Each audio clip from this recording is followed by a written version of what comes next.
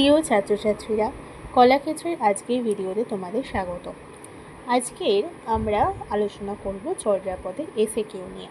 এর আগের দিনের ভিডিওতে আমরা ক্লাস 2তে আমরা আলোচনা করেছি যে চর্যাপদের জিস্ট সম্পর্কে, অর্থাৎ তার চর্যাপদ সম্পর্কে একটা সংক্ষিপ্ত ধারণা আমি তোমাদের দিয়েছি।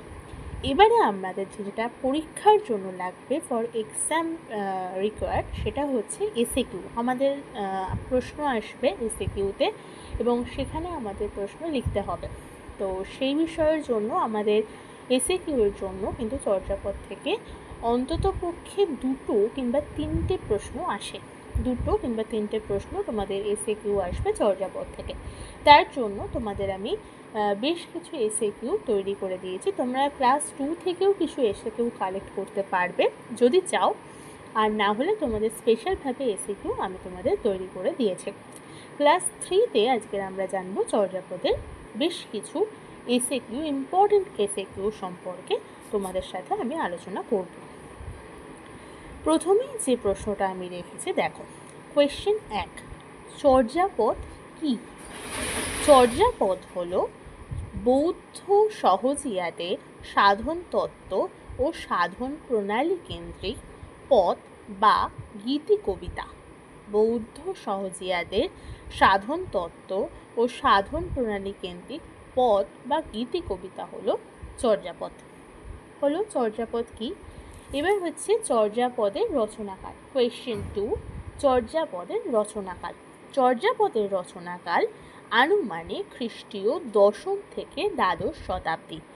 আনুমানিক খ্রিস্টীয় 10ম থেকে দ্বাদশ শতাব্দী, অর্থাৎ 950 থেকে 1200 খ্রিস্টাব্দের মধ্যে।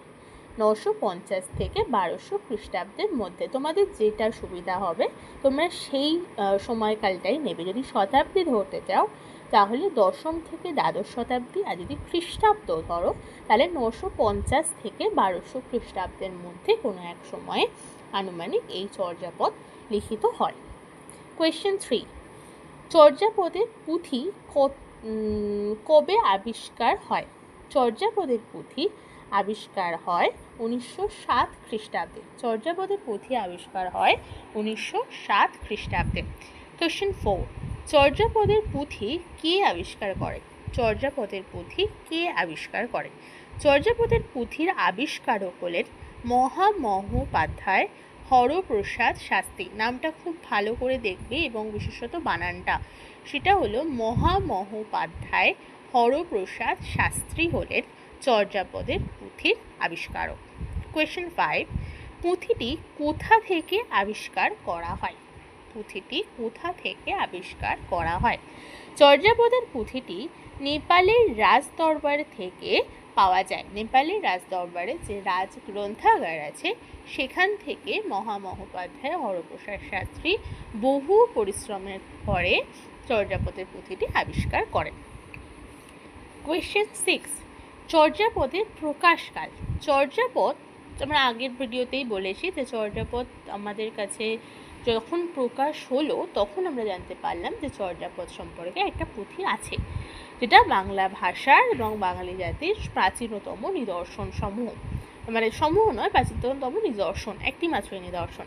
তো চর্যাপদের প্রকাশকাল 1916 খ্রিস্টাব্দে প্রথম প্রকাশিত হয়। চর্যাপদ 1916 খ্রিস্টাব্দে প্রথম প্রকাশিত হয়।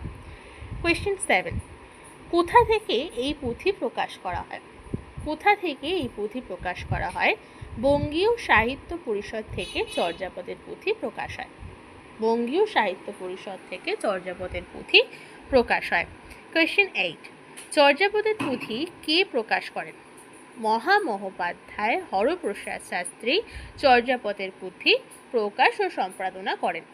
আসলে প্রকাশ হয় বঙ্গীয় সাহিত্য পরিষদ থেকে এবং সম্পাদনা করেন শাস্ত্রী মহাশয়, অর্থাৎ হরপ্রসাদ শাস্ত্রী। কোয়েশ্চেন 9, কি নামে এই পুঁথি সম্পাদিত ও প্রকাশিত হয়?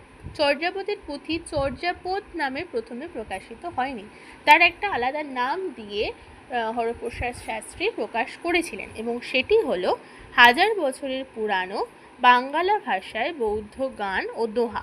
1000 বছরের পুরানো বাংলা ভাষায় বৌদ্ধ গান ও দোহা এই নামে প্রকাশিত ও সম্পাদিত হয়। কোয়েশ্চেন 10, চর্যাপদে কটি পদের সংকলন রয়েছে? চর্যাপদে মোট কটি পদের সংকলন রয়েছে? মোট 50টি পদের সংকলন চর্যাপদে পাওয়া যায়। মোট 50টি পদের সংকলন চর্যাপদে পাওয়া যায়। কোয়েশ্চেন 11, চর্যাপদের টিকাকার কে? চর্যাপদের টিকাকার কে? চর্যাপদের টিকাকারের নাম হলো মুনি দত্ত। চর্যাপদের টিকাকারের নাম হলো মুনি দত্ত। এই প্রশ্নটা খুব আসে, খুব ইম্পর্টেন্ট প্রশ্ন। চর্যাপদের পুঁথি কে আবিষ্কার করেন? এটা হচ্ছে মুনি দত্ত আবিষ্কার করেন। কোয়েশ্চেন 12, এটাও ইম্পর্টেন্ট। চর্যাপদের টিকার নাম কি? চর্যাপদের যে টিকাটি ছিল সেটা সংস্কৃত ভাষায় টিকা করা হয়। টিকা অর্থাৎ আমরা যেটাকে বলি ট্রান্সলেশন বা আমাদের কাছে যেটা অনুবাদ হিসেবে আসে। চর্যাপদের ভাষাটা তো একটু গুরুগম্ভীর, সেটাকে সহজ করবার জন্য মুনি দত্ত সংস্কৃতে এটাকে অনুবাদ করে লিখেছিলেন এবং যে অর্থটা বিশ্লেষণ করেছিলেন সেটার নাম কি? সেই যেটা লিখেছিলেন মুনি দত্ত সেটার নাম হলো নির্মল গীরা টিকা। সেটার নাম হলো নির্মল গীরা টিকা, অর্থাৎ চর্যাপদের টিকার নাম হলো নির্মল গীরা টিকা।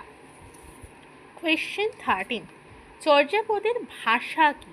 চর্যাপদের ভাষা, এটাও খুব ইম্পর্টেন্ট প্রশ্ন, অনেক ক্ষেত্রেই আসে, কিংবা বড় প্রশ্ন লিখতে গেলেও বা 5 নম্বরের প্রশ্নে অনেক সময় আসে চর্যাপদের ভাষা সম্পর্কে আলোচনা করো, এটা আসে। সুতরাং এই প্রশ্নটা খুব ইম্পর্টেন্ট। চর্যাপদের ভাষা হলো সন্ধ্যা ভাষা। চর্যাপদের ভাষাকে বলা হয়ে থাকে সন্ধ্যা ভাষা। তাহলে এই যে সন্ধ্যা ভাষা, এই সন্ধ্যা ভাষাটা এক প্রকার একটু আলো আঁধারি ভাষা। অনেকে এটাকে আবার আলো আঁধারি ভাষা বলেও উল্লেখ করে থাকেন। এই আলো আঁধারি ভাষা হলো মানে কেন এটিকে বলা হয়? কারণ এটার মধ্যে যে অর্থটা থাকে সেটা মানে সঠিকভাবে থাকে না, সেটা অনেকটাই রূপক বা সংকেতের আকারে লুকিয়ে থাকে, যার জন্য এটিকে আলো আঁধারি ভাষাও বলা হয়ে থাকে। চর্যাপদের পদকর্তা কয়জন? চর্যাপদের মোট পদকর্তা কজন?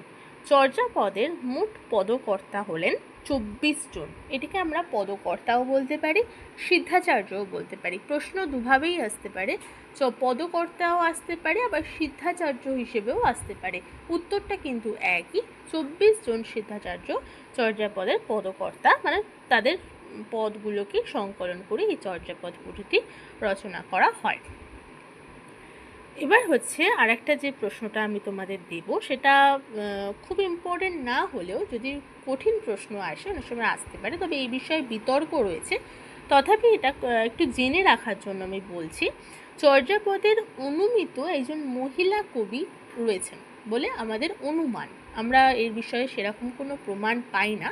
বিভিন্ন যে এরা রয়েছেন তাদের মত অনুযায়ী আমরা এটা পেয়ে থাকি যে হয়তো তিনি মহিলা কবি হতেও পারেন, কিন্তু এই বিষয়ে কোনো সঠিক প্রমাণ আমরা পাই না। তথাপি চর্যাপদের মহিলা কবি, অনুমিত মহিলা কবি কে ছিলেন? চর্যাপদের অনুমিত মহিলা কবি ছিলেন, একমাত্র মহিলা কবি ছিলেন কুক্কুরী পাত। এটা অনুমিত, আমি বারংবার বলছি এটা অনুমিত। তো চর্যাপদের একমাত্র অনুমিত মহিলা কবি হলেন কুক্কুরী পাত।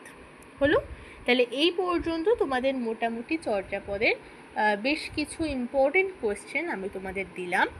আরও কিছু, সব তো আর এই ভিডিওতে আমি দিতে পারিনি, কিন্তু বেশ কিছু ইম্পর্টেন্ট কোয়েশ্চেন আমি তোমাদের জন্য সাজেস্ট করে রেখেছি আমার সাজেশানে, যেখানে তোমাদের এসএকিউ নোটস যখন তোমরা পাবে সেখান থেকে তোমরা সেটাকে ডাউনলোড করে নিয়ে পড়তে পারবে। তো সুতরাং আরেকটা জিনিস বলে দিই, সেটা হচ্ছে তোমাদের এসএকিউ যে ভিডিওটা সেটা তোমরা দেখছো কম্পিউটারাইজ গ্রাফিক, অর্থাৎ টেক্সট করে লেখা, কিন্তু তোমরা নোটস এভাবে পাবে না। নোটস হ্যান্ড রিটেন পাবে, হ্যান্ড রিটেন নোটস থেকেই তোমরা পড়বে সমস্ত নোটস, এসএকিউ, এমসিকিউ, তোমাদের 5 মার্কসের যে কোয়েশ্চেন অ্যান্ড 15 মার্কসের যে কোয়েশ্চেন রয়েছে, সেক্ষেত্রে তোমরা হাতে লেখা নোটস অর্থাৎ হ্যান্ড রিটেন নোটসই তোমরা পাবে। SAQ notes as soon as possible তোমাদের এতে ভিডিওতে চ্যানেলে আপলোড করে দেওয়া হবে। তোমরা শুধু চ্যানেলটাকে সাবস্ক্রাইব করে রেখো, যাতে তোমাদের কাছে যে কোনো নোটসই আমি আপলোড করলে সেটা যেন সব থেকে আগে তোমাদের কাছে পৌঁছে যায়। সুতরাং আজকের এই পর্যন্তই। ভালো থেকো, সুস্থ থেকো।